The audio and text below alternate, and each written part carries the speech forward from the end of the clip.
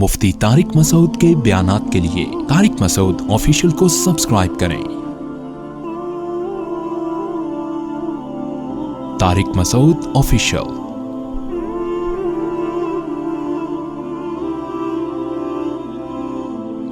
अल्लाह ताला हूद अलैहिस्सलाम का वाक़या बयान कर रहे हैं। नूह अलैहिस्सलाम के दुनिया से जाने के बाद नई कौम आबाद हुई जो ईमान लाए थे, फिर उन्हीं की नस्लें बढ़ी हैं, उन्हीं की नस्ल में आगे चल के कौम आद पैदा हुई।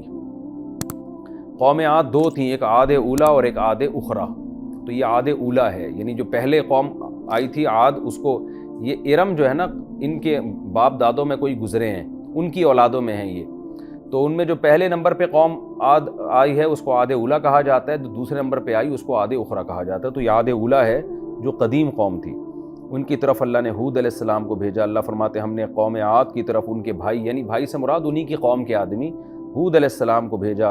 हूद अलैहिस्सलाम ने क्या कहा, या कौमी, ए मेरी कौम, उअबुदुल्लाह, अल्लाह की इबादत करो, मा लकुम मिन इलाहिन गैरुहु, अल्लाह के सिवा कोई माबूद नहीं है। अब आप देखें, नूह अलैहिस्सलाम की कौम को अल्लाह ने हलाक किया शिर्क की वजह से। वो जो 40-50 लोग बचे थे दुनिया में, उन सबको पता था कि बुत परस्ती कितनी बुरी चीज़ है, लेकिन आगे उन्हीं की नस्लों में फिर कैसे बुत परस्ती पैदा हुई है। हालांकि वो नूह अलैहिस्सलाम का किस्सा, उनका वाक़या सीना बसीना सुनते चले आ रहे थे कि ऐसे कौम हलाक हुई थी। तभी तो पैगंबर उन्हें पिछली कौमों के वाक़यात भी बताते थे कि तुम्हें मालूम है कि कौम नूह भी तबाह हो चुकी है।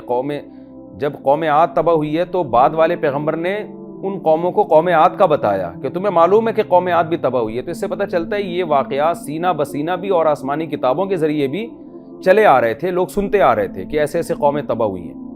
तो इंसान की आप बदबख्ती का अंदाज़ा इससे लगा सकते हैं कि लोगों को पता भी था कि किस बेस पर कौमों को तबाह किया गया है, उसके बावजूद उन्होंने बुत परस्ती की, उसके बावजूद उन्होंने शिर्क किया। जब ये आयतें इंसान सुनता है तो उसको यकीन नहीं आता कि वाकई ऐसा हुआ भी होगा, लेकिन आज आप मुशरिकीन के हालात देखें तो यकीन आ जाता है कि जैसे आज के मुशरिकीन ज़िद्दी और हठ धर्म हैं, तो कोई बात नहीं है पहले भी ऐसे लोग पैदा हुए हों। आप देखें ना, अलहम से लेके वन्नास तक जब आप कुरान पढ़ते हैं, किस कदर तौहीद को बयान किया गया है कि अल्लाह के सिवा कोई माबूद नहीं है। पैगंबर बशर होते हैं, हमारी तरह इंसान होते हैं, मोहताज होते हैं, लेकिन सुबह शाम ये आयतें पढ़ने वाले कितने लोग हैं जो आज भी इन आयतें पढ़ने के बावजूद नबी सल्लल्लाहु अलैहि वसल्लम को मुश्किल कुशा, हाजत रवा और कब्रों पे सजदा करना, कब्रों से मुरादें मानना। तो जब मैं अपनी कौम के इन मुशरिकीन को देखता हूँ, हालांकि वो सुबह शाम ये आयतें पढ़ रहे हैं, ये वाक़यात पढ़ रहे हैं, तो जब देखते हैं ना, और ख़ास तौर पर इनके उलमा को कि कैसे कुरान की आयतों में तावीलात करते हैं, तो यकीन आ जाता है भाई जैसे आज वो उम्मत जो तौहीद परस्ती में मशहूर थी, उस उम्मत में इतना ज़्यादा शिर्क फैल सकता है और मजहबी रहनुमा फैला सकते हैं, तो पहली उम्मतों में क्यों नहीं हो सकता। पहली उम्मतों में भी हो सकता है कि जिन कौमों ने देखा कि हमारे बाप दादा को बुत परस्ती की वजह से हलाक किया गया, वो वाक़यात नकल कर रहे हैं, मगर शैतान ने ऐसे मुज़य्यन किया ना उनके लिए तो शिर्क को, और कैसे मुज़य्यन करके कलाबे मिला के ना, क्योंकि सूरत में शैतान के वाक़े से ही सूरत की इब्तिदा हुई थी ना, कि शैतान ने कहा था अल्लाह मैं ऐसा मुज़य्यन करूँगा, दाएँ बाएँ आगे पीछे हर तरह से सीधे रास्ते से हटाऊँगा। तो शैतान ने इसी तरह से सीधे रास्ते से कौमों को हटाया। और कैसे हटाया, शैतान ने उनको इस चक्कर में लगा दिया कि तो वो अताई और ज़ाती की बहस में, जैसे आजकल मुशरिकीन से जब कहा जाए ना कि नबी सल्लल्लाहु अलैहि वसल्लम मुश्किल कुशा कैसे हो गए, तो कहते हैं भाई अल्लाह ने आपको मुश्किल कुशा बनाया है। तो जबकि अल्लाह बार बार इसकी नफ़ी कर रहा है कि इसकी क्या दलील है तुम्हारे पास कि मैंने लोगों को इख्तियारात दे रखे हैं, ना बुतों को दिए। तो बुत परस्ती कैसे आती थी, जो तौहीद परस्त बुजुर्गान दीन थे उनसे अक़ीदत मोहब्बत में गुलूव होता, उनकी तस्वीरें बना के अपनी दुकानों में लगा लेते, फिर मूर्तियाँ बना लेते, तो आहिस्ता आहिस्ता उन्हीं मूर्तियों के सामने झुकना शुरू कर देते। यहीं से हर शिर्क की इब्तिदा होती है। तो बेस उसकी तौहीद ही होती थी, और फिर उसमें आगे जाके अक़ीदत में गुलूव शिर्क का ज़रिया बन जाती थी। तो इन आयतों से हमें इबरत हासिल करनी चाहिए कि अक़ीदत में गुलूव ये हर बुराई और हर शिर्क की जड़ है। आज भी मैं जाता हूँ दुकानों में, मजहबी रहनुमाओं की तस्वीरें लगी देखता हूँ, लोगों से कहता हूँ ये हटाओ, ये हराम है तस्वीर साजी, लेकिन वो नहीं हटाते, वो गुस्से में आते हैं, हमारे पीर साहब की तस्वीर है ये, इसकी वजह से दुकान में बरकत है। यह है वो शिर्क जिससे इस्लाम ने रोका है, और शैतान किस तरह से कौमों को तबाह करता है। तो कुरान क्या कह रहा है, हमने تو انہوں نے کیا کہا ہود علیہ السلام نے کہ قال الملأ قال یا قوم اعبدوا اللہ ما لکم من الہ غیرہ، ہاں اواعجبتم ان جاءکم ذکر من ربکم علی رجل منکم لینذرکم واذکروا اذ جعلکم خلفاء من بعد قوم نوح یا قوم اعبدوا اللہ ما لکم من الہ غیرہ۔ تو ہود علیہ السلام نے کیا کہا، اے میری قوم اللہ کی عبادت کرو، اللہ کے سوا کوئی عبادت کے لائق نہیں ہے، تم تقوی کیوں نہیں اختیار کرتے، اللہ سے ڈرتے کیوں نہیں ہو اس شرک کے معاملے میں۔ قال الملأ الذین کفروا من قومہ، تو قوم کے جو بڑے لوگ تھے وہ کہنے لگے، ہر پیغمبر کو قوم کے بڑے لوگوں سے ہی واسطہ پڑا ہے، اور بڑوں نے ہی مخالفت کی ہے، غریبوں نے مخالفت ہمیشہ کم کی ہے۔ وہ کیا کہنے لگے، انا لنراک فی سفاہۃ، ہم سمجھتے ہیں آپ حماقت میں، معاذ اللہ بے وقوفی میں پڑے ہوئے ہو، وَإِنَّا لَنَظُنُّكَ مِنَ الْكَاذِبِينَ، اور ہم آپ کو جھوٹے لوگوں میں سے سمجھتے ہیں، آپ معاذ اللہ جھوٹ بول رہے ہو کہ آپ اللہ کے پیغمبر ہو۔ ہود علیہ السلام نے جواب میں کہا، یا قومی لیس بی سفاہہ، اے میری قوم میرے ساتھ حماقت نہیں ہے، وَلَكِنِّي رَسُولٌ مِّن رَبِّ الْعَالَمِينَ، میں رب العالمین کی طرف سے رسول ہوں، جس کا کام کیا ہے، أُبَلِّغُكُمْ رِسَالَاتِ رَبِّي، اپنے رب کے پیغامات تم تک پہنچا رہا ہوں، وَأَنَا لَكُمْ نَاصِحٌ أَمِينٌ، اور میں امانت دار خیر خواہ ہوں، تمہارا پوری ذمہ داری کے ساتھ اللہ کا پیغام تم تک پہنچاؤں گا، اس میں خیانت نہیں کروں گا، اور اس میں تمہارا خیر خواہ ہوں، تمہاری بھلائی چاہتا ہوں۔ اواعجبتم ان جاءکم ذکر من ربکم، جیسے نوح علیہ السلام کی قوم نے آپ کو بشر ہونے کا طعنہ دیا تھا نا، آپ ہماری طرح کے انسان ہیں، کھاتے ہیں پیتے ہیں، تو ایسے ہی ہود علیہ السلام کی قوم نے بھی طعنہ دیا کہ آپ تو ہماری طرح کے انسان ہیں، آپ کھاتے پیتے ہیں، بازاروں سے خریداری کرتے ہیں، تو آپ کو ہم پہ کیا فضیلت ہو گئی؟ اس کا جواب ہود علیہ السلام دے رہے ہیں، کیا تمہیں اس بات پر تعجب ہے کہ تمہارے رب کی طرف سے ایک نصیحت آ گئی تمہیں میں سے کسی مرد پر، کسی شخص پر، تو اس میں کون سی ایسی بات ہے کہ ایک شخص تمہاری ہی قوم کا ہو اور اس پر اللہ وحی نازل کر دیں، لِيُنذِرَكُمْ، تاکہ وہ تمہیں ڈرائے اللہ کے عذاب سے۔ جب میرے پاس نبوت کے دلائل ہیں تو اللہ کی طرف سے انسان کی بھی تو سلیکشن ہو سکتی ہے، اللہ کو یہ حق حاصل ہے۔ وَاذْكُرُوا إِذْ جَعَلَكُمْ خُلَفَاءَ، اور تم یاد کرو جب اللہ نے تمہیں نائب بنایا، من بعد قوم نوح، نوح علیہ السلام کی قوم کے بعد۔ تم نے تو واقعات سنے، قوم نوح ایک زمین پر بڑا سیلاب آیا تھا، پوری قوم برباد ہو گئی تھی، اس کے بعد تم زمین میں اللہ نے تمہیں آباد کیا ہے۔ وَزَادَكُمْ فِي الْخَلْقِ بَسْطًا، اور اللہ نے ڈیل ڈول میں، تخلیق میں تمہیں بہت کشادہ بنایا ہے، تمہارے قد، تمہارے سینے لوگوں سے زیادہ چوڑے اور لوگوں سے زیادہ اونچے قد ہیں تمہارے، صحت تمہاری اچھی ہے۔ فَاذْكُرُوا آلَاءَ اللَّهِ، اللہ کی نعمتوں کو یاد کرو، لَعَلَّكُمْ تُفْلِحُونَ، تاکہ تم کامیاب ہو جاؤ۔ یہ بتوں نے، ان معبودوں نے نہیں کیا، یہ سب اللہ نے کیا ہے۔ قالوا، تو بجائے دلائل سے جواب دینے کے وہ قوم کیا کہنے لگی، اجئتنا لنعبد اللہ وحدہ، آپ ہمارے پاس اس لیے آئے ہیں کہ ہم ایک اللہ کی عبادت شروع کر دیں، وَنَذَرَ مَا كَانَ يَعْبُدُ آبَاؤُنَا، اور صدیوں سے یا سالوں سے جو ہمارے باپ دادے جس کی عبادت کرتے ہیں ان کو ہم چھوڑ دیں، پورا کلچر ہی تبدیل ہو جائے۔ یعنی مذاق میں کہنے لگے کیا اس کام کے لیے آپ، یعنی اتنا ہود علیہ السلام کی دعوت کو انہوں نے اتنا گویا کہ غیر اہم سمجھا کہ اس پہ دلیل دینے کے بجائے یہ کہہ رہے ہیں کیا یہ بھی کوئی ایسی بات ہے جس میں ہم بحث کریں آپ سے؟ یعنی آپ تو پورا کلچر ہی چینج کرنے پہ تلے ہوئے ہیں، آپ کہہ رہے ہیں کہ جو باپ دادے اتنے سالوں سے کرتے چلے آ رہے ہیں سارے غلط تھے، تو یہ وہ بات ہے جس کے لیے آپ ہمیں سمجھا رہے ہیں؟ یعنی یہ کوئی سمجھانے کی بات ہے؟ یہ تو 100% غلط ہے۔ اس طرح سے اس کو کہتے ہیں استفہام انکاری، یعنی کسی سے سوال کیا جائے اس کا مطلب یہ ہو کہ یہ ایسی بات ہی نہیں ہے جس پہ بحث کی جائے۔ فاتنا بما تعیدنا، لہذا بحث کو چھوڑ دیں آپ جس چیز کا ہم سے وعدہ کر رہے ہیں نا، اگر آپ نبوت کے دعوے میں اور اپنے دعووں میں سچے ہیں تو جس عذاب کا وعدہ کر رہے ہیں وہ عذاب آپ لے آئیں۔ جب یہ بات ہود علیہ السلام نے سنی تو انہوں نے کیا فرمایا، قد وقع علیکم من ربکم رجس وغضب، اے میری قوم تمہارے رب کی طرف سے تم پر رجسن، پھٹکار اور غضب برسنے والا ہے، وہ تو واقع ہو کے رہے گا۔ اتجادلوننی، جیسے اس قوم نے کہا تھا نا ہود علیہ السلام سے کہ آپ اس لیے آئے ہیں کہ ہم اپنے باپ دادا کے معبودوں کو چھوڑ دیں، تو بالکل یہی انداز ہود علیہ السلام کا بھی تھا، کیا تم ان گڑھے ہوئے ناموں کے بارے میں مجھ سے مناظرے کر رہے ہو؟ یعنی یہ کوئی اس قابل ہیں کہ ان پہ بحث کی جائے؟ اس کی مثال ہے جیسے قرآن دوسرے مقام پہ کہتا ہے نا، الہم ارجل یمشون بہا، ان بتوں کے کیا پاؤں ہیں جن سے یہ چل سکیں، ان کے کیا ہاتھ ہیں جن سے یہ پکڑ سکیں؟ تو یہ اپنا کچھ نہیں کر سکتے تو تمہاری بگڑی کہاں سے بنائیں گے؟ تو یہاں بھی قرآن کہہ رہا ہے کہ جس انداز میں قوم نے ہود علیہ السلام پر اعتراض کیا، اسی انداز میں ہود علیہ السلام نے قوم پہ اعتراض کیا کہ بھلا تم ایسے ناموں کے بارے میں مجھ سے مناظرہ کر رہے ہو، بحث کر رہے ہو، جن کو تم اور تمہارے باپ دادا نے خود سے گڑھا ہوا ہے، جس کے برحق ہونے پر اللہ نے آسمان سے کوئی دلیل نازل نہیں کی ہے۔ یعنی یہ تو اس قابل نہیں ہے، لچڑ ہے کہ ان پہ مناظرہ کیا جائے، ان پہ بحث کی جائے۔ ان کا تو باطل ہونا 2 اور 2 4 کی طرح واضح ہے۔ رہا یہ مسئلہ کہ عذاب چاہیے تمہیں، فانتظروا، تو تم بھی انتظار کرو، انی معکم من المنتظرین، میں بھی تمہارے ساتھ انتظار کرنے والوں، میں بھی انتظار کرتا ہوں، تم بھی انتظار کرو۔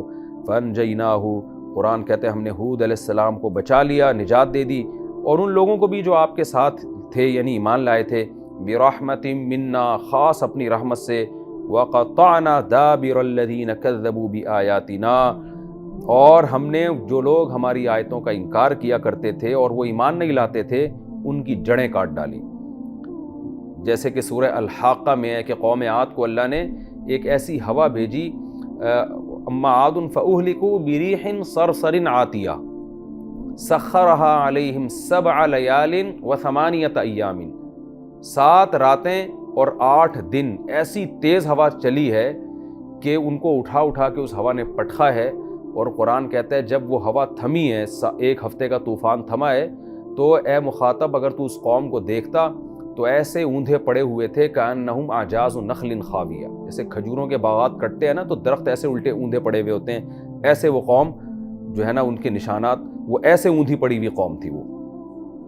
تو اس سے یہ ضروری نہیں ہے کہ ان کے قد کھجوروں کے تنوں کے برابر ہوں، یہ تشبیہات ہیں۔ یہ ضروری نہیں ہے کہ ان کے قد جو ہے کھجور جتنے ہوں، کھجور کے درخت جتنے ہوں۔ مطلب یہ ہے کہ جیسے کہ بڑے بڑے قداور پڑے ہوتے ہیں نا، تو ایسے لگتا ہے جیسے قداور درخت الٹے پڑے ہوئے ہیں جب کھیتیاں کٹتی ہیں۔ تو اللہ تعالیٰ نے اس قوم کو بھی تباہ و برباد کیا، اور اس قوم کا اللہ نے واقعہ بیان کیا، قوم عاد کا واقعہ۔ تو اللہ ہمیں یہ واقعات بتا رہے ہیں کہ عبرت حاصل کرو، ایسا نہ ہو کہ تم محمد صلی اللہ علیہ وسلم کا انکار کرو گے تو اللہ تمہیں بھی ہلاک و برباد نہ کرے۔ حدیث میں آتا ہے کہ میری امت من حیث الامت تباہ و برباد نہیں ہوگی، وجہ اس کی ہے کہ آپ صلی اللہ علیہ وسلم آخری نبی ہیں، پوری امت گمراہی پہ جمع نہیں ہوگی، کچھ گمراہ ہوں گے، کچھ صحیح بھی رہیں گے، تاکہ قیامت تک یہ سلسلہ چلتا رہے۔ لیکن اس امت میں اللہ تعالیٰ اختلافات کے ذریعے امت کو مختلف عذابوں کا مزہ چکھائیں گے، جزوی طور پر امت میں مختلف عذاب آتے رہیں گے، جس کا حدیث میں تذکرہ ملتا ہے۔ اللہ ہمیں اس سے محفوظ رکھے۔ قوم عاد کی ہلاکت کے بعد قوم سمود آئی، یہ ساری قومیں ابراہیم علیہ السلام سے پہلے کی ہیں۔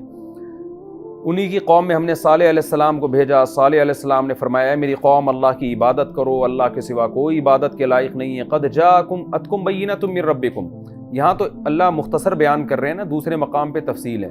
سمجھاتے سمجھاتے تھک گئے تو قوم نے کہا کہ آپ جو ہے نا کوئی نشانی دکھائیں بڑی۔ تو حضرت صالح علیہ السلام نے سمجھایا کہ جب اللہ کوئی ایسی نشانی دکھاتا ہے نا تو پھر مہلت نہیں دیتا۔ انہوں نے کہا نہیں دکھائیں نشانی۔ تو انہوں نے کہا کیا نشانی؟ ایسے ہی بیہودہ مطالبہ کیا، اس پہاڑ سے اونٹنی نکال کے دکھائیں۔ تو صالح علیہ السلام نے پہاڑ کی طرف اشارہ کیا، اس پہاڑ کے اندر سے اللہ نے اونٹنی پیدا کر دی۔ لیکن صالح علیہ السلام نے پھر قوم کو سمجھایا کہ اب یہ اللہ کی اونٹنی ہے، اب یہ جب کھائے گی، پیے گی، پانی پیے گی، تو جب یہ پانی پیے گی کسی تمہارے جانور کو قریب آنے کی اجازت نہیں ہے، چاہے سارا پانی ختم ہو جائے۔ تو اب چونکہ یہ اللہ نے بہت بڑا معجزہ دکھا دیا ہے، تو اب اس اونٹنی کی نسبت اللہ کی طرف ہے، اب اس کا احترام ہوگا۔ تو وہ کیا کرتی، سارا دن چرتی، اور پھر پانی اونٹنی اتنا پی لیتی تھی کہ کنویں کا پانی ختم ہو جاتا تھا۔ تو ان لوگوں کو ٹینشن ہونے لگی، اپنے مویشیوں کو ہم بعد میں کسی ٹائم پانی پلائیں، تو مشکل میں پڑ گئے وہ۔ تو بالآخر انہوں نے ارادہ کیا، اور ڈرتے بھی تھے، ظاہر ہے ڈرتے ہوں گے کہ ہمارے سامنے پہاڑ سے نکلی ہے، کوئی عذاب ہی نہ آ جائے۔ تو بالآخر قوم کے شرارتی لوگوں نے جمع ہو کے اس اونٹنی کو قتل کر دیا۔ تو قرآن کہتا ہے کہ حضرت صالح علیہ السلام نے فرمایا، ہذہ ناقۃ اللہ، یہ اللہ کی اونٹنی ہے، تمہارے لیے ایک نشانی ہے، فذروها تاکل فی ارض اللہ، اسے چھوڑ دو، اللہ کی زمین میں کھاتی رہے، اسے چھیڑو مت، تنگ مت کرو، ولا تمسوها بسوء، اور اسے برائی کے ساتھ مت چھوؤ، فیأخذکم عذاب علیم، تمہیں دردناک عذاب آ جائے گا۔ واذکروا، اور یاد کرو، اذ جعلکم خلفاء من بعد عاد، اللہ نے قوم عاد کے بعد تمہیں زمین میں اپنا نائب بنایا، قوم عاد کو ہلاک کیا، اب تمہیں پیدا کیا ہے، وبوأکم فی الارض، اور زمین میں تمہیں زبردست ٹھکانہ دیا۔ کیسا ٹھکانہ کہ تم نرم زمین میں بڑے بڑے محلات بناتے ہو، اور پہاڑوں کو تراشتے ہو۔ اس سے پتہ چلتا ہے اس سے پہلے مکان بنانے کی صنعت اور پہاڑوں کو تراشنے کی صنعت نے اتنی ترقی نہیں کی تھی، تو چٹانوں کو تراش کے نا بڑے خوبصورت اندر محل تعمیل کر لیا کرتے تھے۔ تو یہ بھی اللہ کی نعمت ہے کہ اللہ نے تمہیں یہ ہنر سکھایا ہے کہ تم پہاڑوں کو تراش کے گھر بنا لیتے ہو۔ فاذکروا آلاء اللہ، پس اللہ کی نعمتوں کو یاد کرو، ولا تعثوا فی الارض مفسدین، اور زمین میں فساد مچاتے مت پھرو۔ وہ فساد کیا ہے؟ شرک پھیلا رہے ہو، زنا پھیلا رہے ہو، جو بھی اس زمانے میں برائیاں ہوں گی اس کو فساد سے تعبیر کیا گیا۔ قال الملأ الذین استکبروا من قومہ، یہاں بھی وہی ہوا جو پچھلی قوموں میں نے کیا تھا کہ قوم کے جو مالدار بڑے لوگ ہیں وہ کیا کہنے لگے؟ للذین استضعفوا، قوم کے کمزور لوگوں سے، لمن آمن منہم، ان کمزوروں سے جو ایمان لائے تھے۔ تو اس سے پتہ چلتا ہے سارے کمزور بھی ایمان نہیں لے کر آئے تھے، کچھ کمزور اور غریب ایسے بھی تھے جو بے ایمان تھے، وہ ایمان نہیں لے کر آئے، لیکن زیادہ تر چونکہ غریب اور مسکین لوگ ایمان لائے تھے، اس لیے قرآن نے کہا کہ غریبوں میں جو ایمان لائے تھے تو ان سے قوم کے وہ مالدار جو کافر تھے انہوں نے کیا کہا؟ اتعلمون ان صالحا مرسل من ربی، یعنی ان کو بھی ورغلانے لگے کہ کیا تم یہ مانتے ہو کہ صالح علیہ السلام اپنے رب کی طرف سے بھیجے گئے ہیں؟ قالوا انا بما ارسل به مؤمنون، ان غریبوں نے کہا ہاں ہم صالح علیہ السلام کو جو پیغام دے کے بھیجا گیا ہے ہم اس پیغام پر یقین رکھتے ہیں۔ قال الذین استکبروا، تو متکبر لوگ کہنے لگے انا بالذی آمنتم به کافرون، لیکن تم سن لو کہ جس چیز پر تم ایمان لے کر آئے ہو ہم اس کا انکار کرتے ہیں۔ جب انسان بات کرتا ہے نا کفر کی تو اگلے پر اس کا اثر پڑتا ہے، جو ایمان والے ہیں ان کے بھی پھسلنے کا خطرہ ہوتا ہے۔ تو یہ قوم کے بڑے لوگ خود بھی کافر اور جو غریب طبقہ ایمان لایا اس کو بھی ایمان سے ہٹانے کی کوشش کر رہے تھے۔ فعقروا الناقۃ، بالآخر انہوں نے اونٹنی کی ٹانگیں کاٹ ڈالی، اس کو قتل کر دیا۔ قرآن کہہ رہا ہے وَعَتَوْا عَنْ أَمْرِ رَبِّهِمْ، اور اپنے رب کے حکم سے سرکشی کی انہوں نے، اور ضد اور ہٹ دھرمی یہ کہ مارنے کے بعد صالح علیہ السلام سے کیا کہہ رہے ہیں؟ ایتنا بما تعیدنا ان کنت من المرسلین، لے آؤ اس عذاب کو جس کا تو ہم سے وعدہ کر رہا ہے اگر تو پیغمبروں میں سے ہے۔ حالانکہ خود اپنی آنکھوں سے اونٹنی کو نکلتے ہوئے دیکھا ہے پہاڑ سے کہ ایسا عقلاً ممکن نہیں ہے، یہ خدا کے بغیر ہو نہیں سکتا، لیکن جب دل انسان کے اندھا ہو جاتا ہے تو اس سے کچھ بعید نہیں ہے۔ فَأَخَذَتْهُمُ الرَّجْفَةُ، قرآن کہہ رہے ایک کپکپاہٹ نے پکڑا ان کو۔ کپکپاہٹ کیا ہوتا ہے؟ زمین کی کپکپاہٹ، زمین کانپنے لگی، زلزلہ آیا۔ اور دوسرے مقام پہ قرآن میں آتا ہے ایک زوردار آواز تھی، تو اس لیے علماء نے کہا ہے کہ فرشتے نے زور سے چیخ ماری اور اتنی پاورفل آواز تھی وہ جس کی وجہ سے زمین ہلنے لگی، اور اس زمین کے ہلنے سے بھی اور اس آواز سے بھی ان کے کلیجے پھٹ گئے۔ اور بعض نے کہا کہ یہاں اصل میں تو عذاب آیا تھا زوردار آواز کا، لیکن رجفہ کپکپاہٹ ان کے دل میں اور سینہ میں ہوئی، تو دونوں قول ہیں، کچھ بھی مراد لیا جا سکتا ہے۔ تو ظاہر یہی ہے کہ وہ زلزلہ آیا تھا ان کے اوپر۔ فَأَصْبَحُوا فِي دَارِهِمْ جَاثِمِينَ، اپنے گھروں میں اوندھے پڑے ہوئے تھے وہ، ساری قوم کو اللہ نے ہلاک کر دیا۔ فَتَوَلَّ عَنْهُمْ، جب قوم ہلاک ہوئی ہے تو چونکہ صالح علیہ السلام علاقہ چھوڑ چکے تھے تو صالح علیہ السلام نے اپنی قوم کے ہلاک ہونے کے بعد اس سے پیٹھ پھیری اور قوم سے خطاب کیا اور کہا یا قومی لقد ابلغتکم رسالۃ ربی، اے میری قوم میں نے تو اپنے رب کا پیغام تم تک صاف صاف پہنچا دیا۔ ونصحت لکم، اور میں نے تمہاری خیر خواہی چاہی تھی۔ ولکن لا تحبون الناصحین، مگر تم اپنی خیر خواہی کرنے والوں کو پسند ہی نہیں کرتے تھے۔ یہ مردوں سے خطاب کیا، تو اس کا یہ مطلب نہیں کہ مردے سنتے ہیں، بلکہ یہ عبرت کے لیے خطاب۔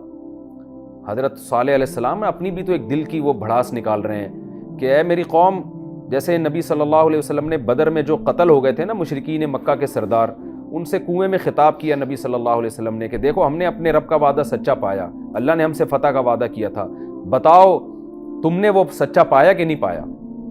تو حضرت عمر نے پوچھا یا رسول اللہ یہ سن رہے ہیں؟ آپ نے فرمایا آج تم سے زیادہ سن رہے ہیں۔ تو حضرت عائشہ رضی اللہ تعالیٰ عنہ اس حدیث کی تفسیر بیان کرتی تھیں کہ اس معنی میں سن رہے ہیں کہ اپنی آنکھوں سے اب وہ سب حالات دیکھ رہے ہیں۔ تو یہاں بھی صالح علیہ السلام نے اپنی قوم سے خطاب کیا کہ میں نے تمہاری خیر خواہی چاہی تھی مگر تم خیر خواہی کرنے والوں کو پسند نہیں کرتے۔ اس کے بعد ابراہیم علیہ السلام کا دور آیا، قوم نوح، قوم عاد، پھر قوم سمود، پھر اس کے بعد ابراہیم علیہ السلام کا دور آیا جو آج سے تقریباً 4000 سال پرانا دور ہے۔ ابراہیم علیہ السلام کے بھانجے تھے لوط علیہ السلام، اللہ فرماتے ہیں ہم نے لوط علیہ السلام کو بھی بھیجا۔ انہوں نے اپنی قوم سے کہا کہ تم ایسی بے حیائی کرتے ہو کہ اس جہاں میں اس بے حیائی کا تم سے پہلے کوئی بھی مرتکب نہیں ہوا۔ وہ بے حیائی کیا ہے کہ تم مردوں سے اپنی شہوت پوری کرتے ہو، تأتون الرجالہ، کہ مردوں کے پاس آتے ہو عورتوں کو چھوڑ کر، یہ تمہیں نکاح میں رغبت نہیں ہے اور تم لڑکوں سے خواہش پوری کرتے ہو۔ یہ جو لوط علیہ السلام کا واقعہ اللہ جہاں بھی بیان کرتے ہیں نا، وہاں اس بات کا تذکرہ کرتے ہیں کہ یہ بے حیائی تم سے پہلے کبھی نہیں ہوئی۔ اس میں کیا نکتہ ہے؟ یہ بتانے کے لیے کہ یہ نیچرل نہیں ہے۔ آج جو ہومو سیکشولیٹی کے قائل ہیں نا لوگ، وہ کہتے ہیں یہ بھی نیچرل ہے، کہ جب ایک آدمی کو لڑکیوں میں دلچسپی نہیں ہے تو کیا ہو گیا، وہ لڑکے سے اپنی خواہش پوری کر رہا ہے۔ تو قرآن یہ بتا رہا ہے کہ یہ نیچرل نہیں ہے۔ نیچرل ہوتا تو آدم علیہ السلام کے بعد سے لے کر لوط علیہ السلام تک بہت لمبا زمانہ ہے، ہزاروں سال کا زمانہ ہے، تو کوئی ایک شخص تو یہ کام کرتا نا، اس سے پتہ چلتا ہے یہ نیچرل نہیں ہے، یہ بیماری ایک دوسرے سے لگتی ہے۔ کسی نے بچپن میں کسی کے ساتھ کوئی ایسی بدفعلی کی، اس کو عادت پڑی، پھر وہ دوسرے کو خراب کرتا ہے، اس طرح سے یہ چیز معاشرے میں پھیلتی ہے۔ تو انکم لتاتون الرجال شہوۃ من دون النساء بل انتم قوم مسرفون، تم وہ لوگ ہو جو حد سے تجاوز کرتے ہو۔ لیکن قرآن کہتا ہے ان کی قوم کے پاس کوئی جواب نہیں تھا سوائے اس کے قالوا اخرجوہم من قریتکم، لوط اور اس کی قوم کو نکال دو اپنی بستی سے، انہم اناس یتطہرون، یہ ایسے لوگ ہیں جو بہت پاکیزہ بننے کی کوشش کر رہے ہیں، بہت ہی نیک بننے کی کوشش کر رہے ہیں، تو ایسے نیک لوگوں کو ہماری بستی میں جگہ نہیں ہے، ہم یہ برائی نہیں چھوڑیں گے، آپ یہاں سے نکل جائیں۔ فانجیناہ اہلہ، اللہ فرماتے ہیں ہم نے لوط کو بھی بچایا، ان کے اہل و عیال کو بھی بچایا۔ دوسرے مقام پہ قرآن میں آتا ہے، مشہور لمبا واقعہ ہے، وہ میں انشاءاللہ انہی آیتوں میں بیان کروں گا۔ جب یہ واقعہ آئے گا، فرشتے خوبصورت انسانوں کی شکل میں آئے، قوم ان کی طرف بڑی ہے، پھر لوط علیہ السلام کو ان فرشتوں نے کہا ہم انسان نہیں، ہم فرشتے ہیں اور اس قوم کو تباہ کرنے آئے ہیں۔ راتوں رات لوط علیہ السلام گھر سے نکل گئے، اور پھر قرآن کہتا ہے فجعلنا عالیہا سافلہا، ہم نے آسمان سے پتھروں کی بارش بھی برسائی اور زمین کو الٹ کے بھی ہلاک کر دیا ان کو۔ تو اللہ فرماتے ہیں ہم نے ان کو اور ان کے اہل و عیال کو بچا لیا سوائے ان کی بیوی کو۔ جگہ جگہ قرآن میں آتا ہے لوط علیہ السلام کی بیوی بھی اسی عذاب میں ہلاک ہوئی۔ ہوا یہ کہ بیوی لوگوں کو مخبری کیا کرتی تھی کہ فلاں جگہ خوبصورت لڑکے ہیں، جاؤ ان سے بدکاری کرو، اس کے عوض میں پیسے لیتی تھی یا نہیں لیتی تھی واللہ عالم، لیکن وہ یہ کام کیا کرتی تھی۔ تو لوط علیہ السلام کو اللہ نے کہا کہ جب تم اس بستی سے نکلو تو پیچھے مڑ کے کوئی نہ دیکھے، کیونکہ قوم پہ پتھروں کا عذاب آئے گا، پیچھے دیکھنا نہیں ہے کہ آ رہا ہے کہ نہیں آ رہا۔ لیکن اللہ نے لوط علیہ السلام کو پہلے بتا دیا کہ آپ کی بیوی جب آپ کے ساتھ نکلے گی تو چونکہ اس کو یقین نہیں ہے نا آپ کی اللہ کی آیات پر، وہ پیچھے مڑ کے دیکھے گی اور پتھر اس کے بھی لگے گا، وہ بھی ہلاک ہوگی اسی عذاب میں۔ تو قرآن کہتے ہیں ہم نے لوط کو اور اس کے اہل و عیال کو بچا لیا سوائے ان کی بیوی کو، ان کی بیوی کو ہم نے ہلاک کر دیا۔ کانت من الغابرین، وہ بھی پیچھے رہ جانے والوں میں سے ہو گئی۔ وامطرنا علیہم مطرا، اور ہم نے ان پر ایک خاص نوعیت کی بارش برسائی جو قرآن میں آتا ہے پتھروں کی بارش تھی۔ فانظر کیف کان عاقبۃ المجرمین، اے مخاطب دیکھ مجرموں کا کیسا انجام ہوا۔ تو اس سے یہ بھی پتہ چلتا ہے کہ انسان کی بیوی بھی اس کے اہل و عیال میں سے ہوتی ہے۔ تو اہل بیت میں سب سے پہلے ازواج مطہرات داخل ہیں۔ یہ جو بعض لوگ کہتے ہیں نا اہل بیت جن میں صرف چند صحابہ کو شامل کیا ہوا ہے اور حضرت خدیجہ کے علاوہ تمام بیویوں کو اس سے نکالا ہوا ہے نبی صلی اللہ علیہ وسلم کی اہل بیت سے، یہ غلط ہے۔ قرآن کہہ رہے ہیں ہم نے لوط علیہ السلام اور ان کے اہل و عیال کو بچا لیا سوائے بیوی، یعنی بیوی بھی اہل میں آتی ہے، بچے بھی آتے ہیں، لیکن بیوی کو اللہ نے بچایا نہیں اہل میں ہونے کے باوجود۔ تو اللہ فرماتے ہیں فانظر کیف کان عاقبۃ المجرمین، دیکھو کیسا انجام ہوا مجرمین کا۔ تو اس برائی، یہ جو آج کل لڑکوں میں بدفعلی والی بیماری ہے، بہت خطرناک چیز ہے، اللہ کے غضب کو دعوت دینے والی بات ہے۔ اس رکوع میں ہمیں یہ بھی پتہ چلا اور شرک کتنی بڑی برائی ہے یہ بھی پتہ چلا۔